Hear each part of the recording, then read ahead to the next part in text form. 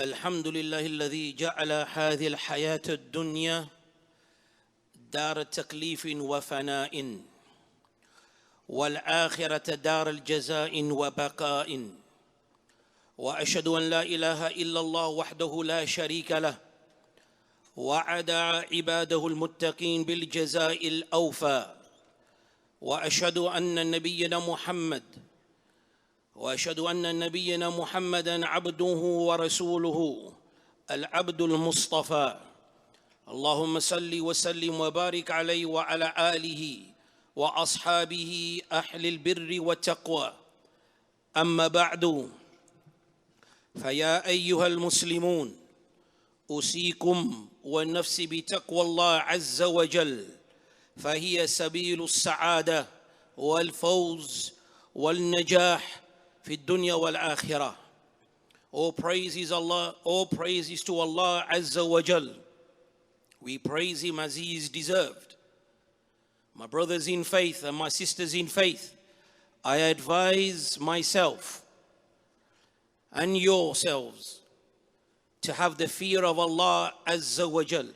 For indeed, the one that establishes taqwa, he will have success and bliss in this life and likewise in the hereafter.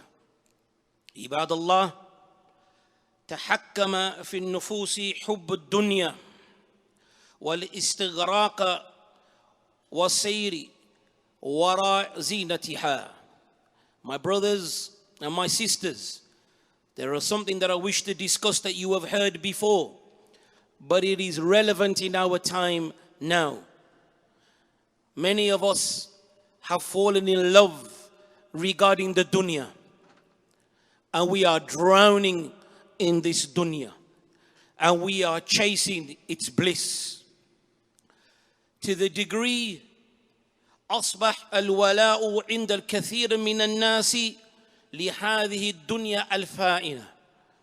To the degree that our allegiance and loyalty lies behind gaining things from this dunya, not realizing that this dunya, it will perish. عليها يوالون ويعادون ومن أجلها ولتحصيلها يتنازعون ويتخاصمون. Because of this dunya and because of the bliss of this dunya and the deception of this dunya, you find now that the love and the hate and the loyalty is all revolving around this dunya. Love and hate, arguments because of this dunya. It's a reminder to myself and to my brothers and my sisters that we have to understand and go back to the basis of what Allah He mentions in the Qur'an and what the Messenger sallallahu alayhi wasallam has said regarding this dunya. Ibadallah, min ashad al-fitan ala al-muslimin an yajal ad-dunya akbar hammihi wa mablagha ilmihi. The biggest fitna that can occur upon a person, that he makes this dunya his most important goal. And this dunya is where the limit of his knowledge goes. Our Messenger sallallahu alayhi wasallam used to seek refuge from this. He sallallahu alayhi wasallam would make the dua and say, وَلَا تَجْعَلْ مُصِيبَتَنَا فِي دِينِنَا وَلَا تَجْعَلِ الدُّنْيَا أَكْبَرَ حَمِّنَا وَلَا مَبْلَغَ عِلْمِنَا. The Messenger sallallahu alayhi wasallam, he would make dua to Allah and say, oh Allah, do not make our affliction in our religion, and make not this world our greatest concern, nor the limit of our knowledge. There are many textual evidences that we need to understand. This world that we are living in now, this place that deceives us, we need to have that reminder of the reality of this place that we're in. Because we're drowning. And we're finding all sorts of excuses but the natija is one. Whatever excuse you want to use, whether it's work, whether it's the social media, whether it's family, the natija is one. It's taking us away from the ibadah of Allah. It's taking us away from the preparation of the grave. It's taking us away regarding the reminder of you and me standing in front of our Creator. This is what it's doing. And we have to be smart. And we have to take that nasiyah which our Lord gives us. قال الله عز وجل وما الحياة الدنيا إلا متاع الغرور. Allah Azza wa Jal, He says regarding this dunya, and what is the life of this world except that it's a deceiving enjoyment. Allah is telling us that this life is nothing but a deceiving enjoyment.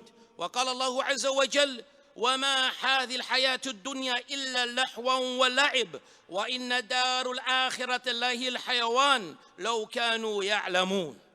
Allah Azza wa Jalla mentions again, and what is the life of this world except for play and amusement, and the hereafter, that is your real home. If only but you knew. That is your real home. Allah Azza wa Jalla, the creator of me and you, the creator of this dunya, is telling us that it's nothing but mere play and amusement. And the akhirah is our real home. We should strive for the real home. The home that Allah has said is home. And is real home. And a real abode. But the mushkila is, we have fallen in love with this dunya. The shaitan has made it so fair seeming and beautified it that we have love for it in our hearts. Allah Azza wa Jalla mentions in the Qur'an, كلا بل تحبون العاجلة وتذرون الآخرة. He said, verily Allah says that they love the life of this world and they neglect and forget the hereafter. Allah Azza wa Jal mentions that clearly. بل تؤثرون الحياة الدنيا والآخرة خير وأبقى. Verily they prefer the life of this world, but the hereafter is better and everlasting. It's ajib that the verses are so clear. But yet, we believe in Allah. We prostrate to Allah. We accept that He's our Lord. We accept the Messenger sallallahu alayhi wasallam. But when it comes to following the nasihah, that me and you know and understand, it's ajib that things are so clear. But yet we are in so much confusion. This is the evil of this dunya. وعن سعيد الخدري رضي الله تعالى عنه قال قال النبي صلى الله عليه وسلم إن الدنيا حلوة خضرة وإن الله مستخلفكم فيها فينظر كيف تعملون فاتقوا الدنيا. On the authority of Sa'id al-Khudri, who said that the Messenger sallallahu alayhi wasallam, he said, and now this is our messenger, that you and me love, that you and me claim to put before anything else. And from the conditions of following the messenger is that we believe all that what he says. He has said that this dunya is sweet and green. It is beautified for us. And Allah will establish us generations after generations. And Allah subhanahu wa ta'ala then sees what we do. And after saying that, the Messenger sallallahu alayhi wa sallam's nasiyah was, for therefore, fattaqu dunya. Fear the dunya. And fear the fitna of women.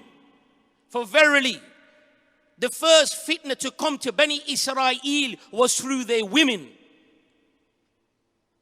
So the Messenger sallallahu alayhi wa sallam has made it clear. He gives us the description of where we are and the reality of it. Then he commands us to fear it.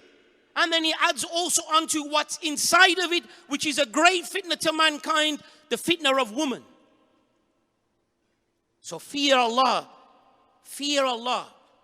Once again, the Messenger sallallahu alayhi wa sallam on the authority of Sa'id al-Khudri once again, he said, that companion radiyallahu ta'ala an, جلس رسول الله صلى الله عليه وسلم على المنبر وجلسنا حوله فقال, on an occasion the Messenger صلى الله عليه وسلم sat on the minbar, and then we sat round him, and then the Messenger صلى الله عليه وسلم, he said, إِمَّا مِمَّا أَخَافُ عَلَيْكُمْ بَعْدِي. Listen to these words. The Messenger sitting down, and then he said, that verily what I fear for you after me, مَا يُفْتَى عَلَيْكُمْ مِنْ زَحْرَةِ الدُّنْيَا وَزِينَتِهَا. What I fear for you is the riches and the adornments of this world that will open up for you. And in another narration it mentions that there will come a time that wealth will be vast amongst the people. So the Messenger sallallahu alayhi wasallam feared for us. He feared for us this dunya, the fitna of this dunya, and that deception that this dunya puts forth, that makes us lose ourselves, makes us lose conscience of who we are, makes us lose our thought of the akhirah. Abu Hurraira radiyallahu ta'ala an, he said that the Messenger sallallahu alayhi wasallam, he said, "Ad-dunya mal'una wal mal'una ma fiha." The Messenger sallallahu alayhi wasallam, he said that this dunya is cursed, and anything within this dunya is cursed. Illa dhikrullah, except for the remembrance of Allah. Wa ma wala wa aliman wa muta'alliman, except for the remembrance of Allah, the worship of Allah, that which comes with the obedience of Allah, and the alim, the scholar, and the student of knowledge that he's learning. What more clear words do me and you need, my brother and my sister? Death is on our doorstep. We don't know. Many of us here have a story to tell that death was so close, but Allah Azza wa Jal, from His mercy, allowed us to be here again. We must take heed. We must take heed before it's too late. May Allah Azza wa Jal give us the hikmah and the basira and the tatbiq to follow His words and the words of His Messenger Muhammad sallallahu alayhi wa sallam. Alhamdulillahi Rabbil Alameen.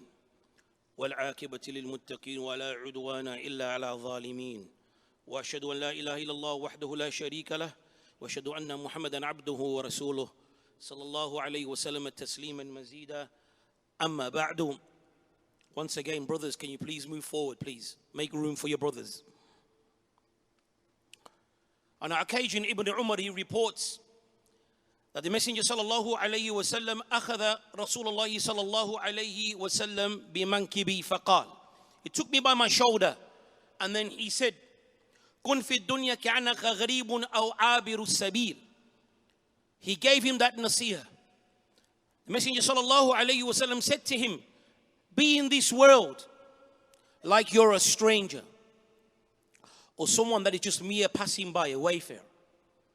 This is the nasihah, how our Messenger gave one of his beloved companions of how to be in this world.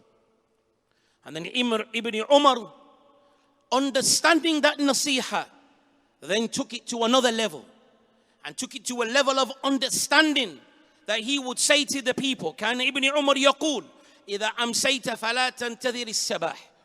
He used to say to the people that if you have lived to the evening, then do not anticipate that you will live to the morning. And if you live to the morning, do not anticipate that you will live to the evening. That's the mindset that he had.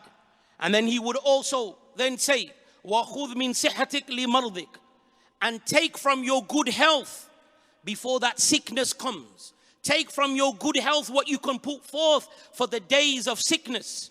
وَمِنْ حَيَاتِكْ لِمَوْتِكَ, and take from your life before death. Take from your life that will aid you at the time of death. Wise words. Wise words.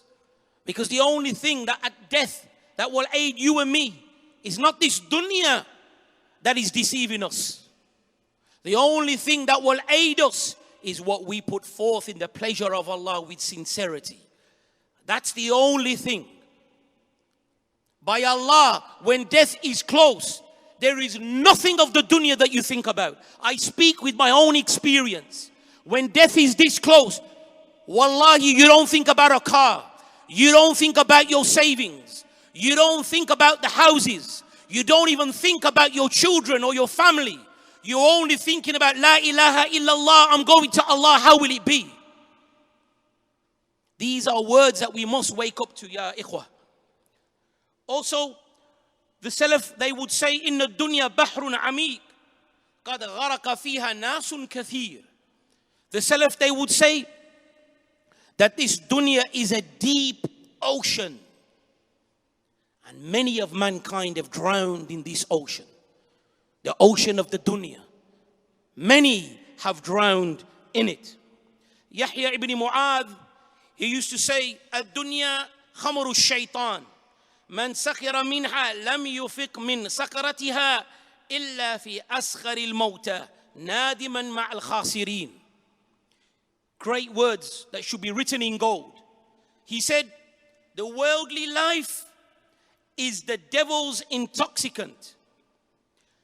Whoever is intoxicated by it will not regain consciousness until they are upon the ranks of the dead, in a state of regret and amongst the losers.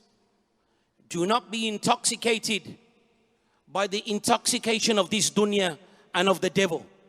It is not like any other intoxicant. Any other intoxicant, you may gain consciousness, but the intoxication of the dunya takes you so much away that you don't even realize, except at the last moment. So I leave you and myself with the final nasiha that Hasan al-Basri, rahimahullah ta'ala, when he would recite the following verse, لما قرأ قوله تعالى يا أيها الناس إن وعد الله الحق, O mankind, verily the promise of your Lord is true. فلا تغرنكم الحياة الدنيا, so do not let this world deceive you. ولا يغرنكم بالله الغرور, and do not let the chief deceiver, shaitan, deceive you regarding your Lord. And after reciting that, then he would say, Man qala dha. After reciting and then addressing those with him, he would say, who said this? Who is the one that is telling us, do not let the promise of Allah is true. Do not let this dunya deceive you. Do not let the chief shaitan deceive you regarding Allah. Then he would say to the people, who is saying this? And then he would answer by saying, قَالَ مَنْ خَلَقَهَا وَهُوَ أَعْلَمَ بِهَا. The one that said it is the one that created it, Allah Azza wa Jal. And He is the most knowledgeable regarding His creation. So may Allah Azza wa Jal keep us firm. Keep our families firm. Keep us firm in these temptations of the dunya that we're living in this green and sweet deception. May Allah Azza wa Jal make us see the light of the Qur'an and the Sunnah, and the guidance of the Qur'an and the Sunnah upon the understanding of the Salaf. Keep us firm on that way until we meet Him. Ameen. Wa sallallahu wa barak ala nabiyyina Muhammad wa ala alihi wa sahbihi ajma'in.